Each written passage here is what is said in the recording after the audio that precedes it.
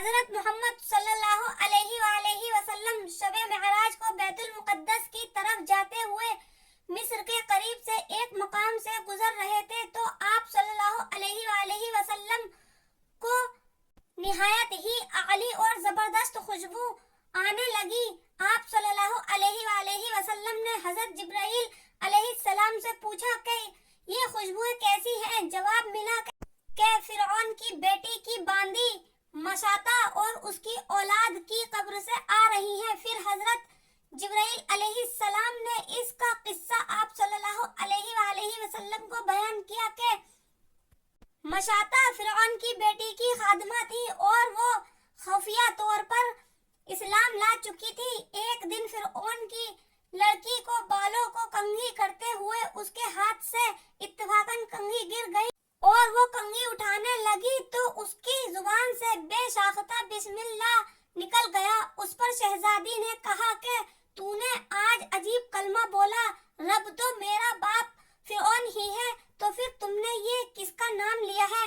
خادمہ نے جواب دیا، فرعون رب نہیں بلکہ رب وہ اللہ ہے جو مجھے اور تجھے اور خود فرعون کو روزی دیتا ہے۔ شہزادی نے کہا، اچھا تو میرے باپ کے سوا تو کسی اور کو اپنا رب مانتی ہے؟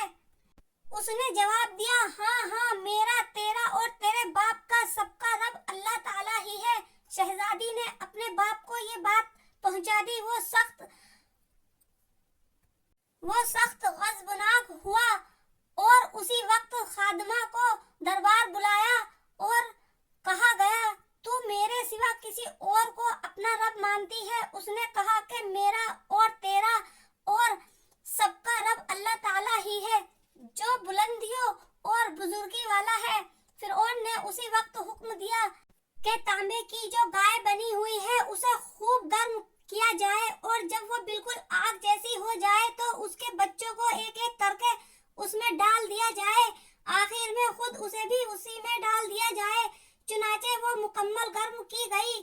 جب آگ جیسی ہو گئی تو فرعون نے حکم دیا کہ اس کے بچوں کو ایک ایک کر کے اس میں ڈال دینا شروع کرو، اور اس نے کہا، بادشاہ ایک درخواست ہے میری منظور کرنا، وہ یہ ہے کہ میرے اور میرے بچوں کی ہڈیاں ایک ہی جگہ ڈال دینا۔ اس نے کہا، اچھا، تیرے کچھ حقوق ہمارے ذمے ہیں اس لیے یہ منظور ہے۔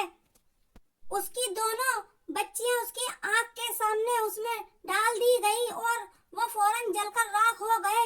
اور پھر سب سے چھوٹے کی باری آئی جو ماں کی چھاتی سے لگا ہوا دودھ پی رہا تھا۔ فرعون کے سپاہیوں نے اسے گھسیٹا تو اس نیک باندی کی آنکھوں تلے اندھیرا چھا گیا۔ اللہ تعالیٰ نے اس بچے کو اسی وقت زبان دے دی اور اس نے بلند آواز سے کہا، اماں جان افسوس نہ کرو، اماں جان ذرا بھی پشو پیش نہ کرو، حق پر جان دینا سب سے بڑی نیکی ہے۔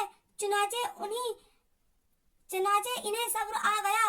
اس سب سے چھوٹے بچے کو بھی آگ میں ڈال دیا گیا اور آخر میں ان کی ماں کو بھی اسی آگ میں جلا کر مار دیا گیا۔ یہ خوشبو کی مہک اسی کے جنتی محل سے آ رہی ہے۔ سبحان اللہ۔